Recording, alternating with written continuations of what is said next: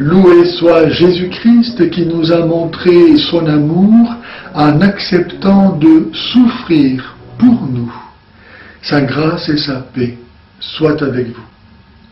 Jésus ne cachait pas à ceux qui l'écoutaient la nécessité de la souffrance. Il disait par exemple, « Si quelqu'un veut être mon disciple, qu'il prenne sa croix chaque jour et qu'il me suive. » Il a même fait de la souffrance le test de la fidélité.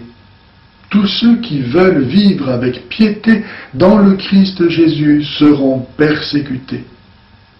Dans la souffrance se cache une force qui rapproche du Christ, parce que le Christ s'est fait souffrance à cause de nous. Celui qui souffre manifeste sa maturité intérieure, sa grandeur spirituelle, leçon inestimable pour les gens en bonne santé et vocation certainement des handicapés parmi nous. Si le Christ ressuscité garde en son corps les traces de ses blessures, c'est parce qu'elles sont le témoignage irrécusable de son amour pour nous. Par sa résurrection, Jésus a non seulement montré qu'il est Dieu et le vainqueur du diable, auteur de tout mal, mais encore la force victorieuse de la souffrance. À ses frères et sœurs souffrants, Jésus découvre progressivement les horizons du royaume de Dieu. Un monde converti à son Créateur, un monde libéré du péché, et cela de par la puissance salvifique de l'amour. La souffrance ne peut pas être transformée par une grâce venant du dehors, mais seulement par une grâce intérieure. C'est pourquoi Jésus, demeurant au plus profond de toute souffrance humaine, de par sa propre souffrance salvifique, peut agir de l'intérieur par la puissance de son esprit de vérité, de son esprit consolateur. C'est avec des dispositions différentes que les hommes abordent leur souffrance, mais tous commencent par demander pourquoi et à poser cette question à Dieu.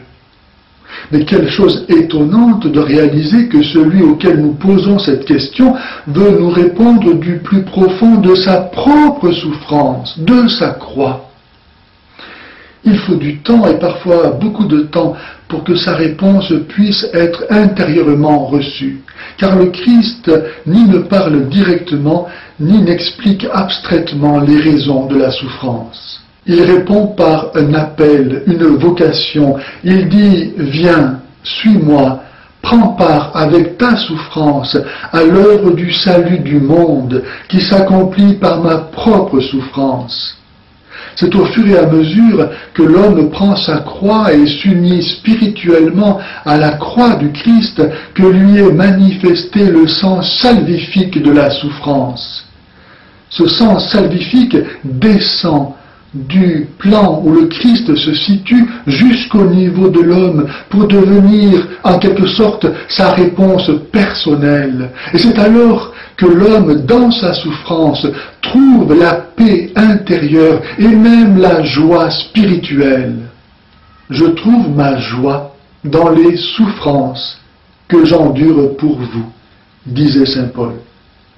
Surmonter le sentiment profondément enraciné de l'absurdité, de l'inutilité de la souffrance devient une source de joie.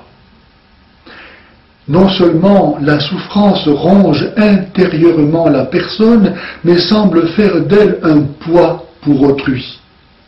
Mais que soit découvert le sens salvifique de la souffrance et ce sentiment déprimant est transformé. Celui qui volontairement complète ce qui manque aux épreuves du Christ découvre qu'il est utile comme le Christ au salut de ses frères et sœurs. Il accomplit un service irremplaçable.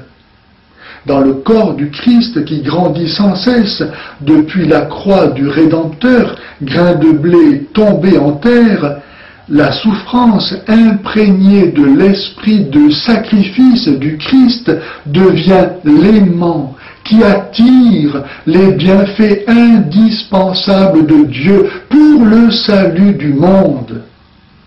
Et nous devenons co-rédempteurs. Et ce n'est pas tout. Le divin Rédempteur veut encore pénétrer dans l'âme de chaque personne qui souffre par l'amour du cœur douloureux et immaculé de sa très sainte mère, modèle des rachetés. Comme pour prolonger la maternité dont il reçut la vie par l'œuvre de l'Esprit Saint, le Christ, au moment de mourir, a conféré à Marie, toujours vierge, une nouvelle maternité, spirituelle et universelle, à l'égard de tous les hommes, afin que chacun, dans le cheminement de la foi, lui reste avec elle étroitement uni jusqu'à la croix, et que toute souffrance, par la puissance salvifique de cette croix, de faiblesse de l'homme qu'elle était, devienne puissance de Dieu. Si les gens savaient qu'ils vont en enfer, ils aimeraient leur croix.